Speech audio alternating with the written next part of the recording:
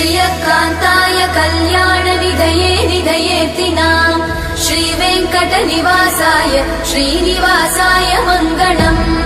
लक्ष्मी सविभ्रमालोकसुभ्रूविभ्रमचक्षुषे चक्षुषे सर्वलोकानां वेङ्कटेशाय मङ्गलम् श्रीवेङ्कटाद्रिशृङ्गाग्रमङ्गलाभरणाग्रये मङ्गलानां निवासाय श्रीनिवासाय मङ्गलम् सर्वावयव सौन्दर्य सम्पदा सर्वचेतसां सदा सम्मोहनायास्तु वेङ्कटेशाय मङ्गलम् नित्याय निरवध्याय सत्यानन्दचिदात्मने सर्वान्तरात्मने श्रीमद् वेङ्कटेशाय मङ्गलम् स्वतः सर्वविदे सर्वशक्तये सर्वशेषिने सुलभाय सुशीलाय वेङ्कटेशाय मङ्गलम्।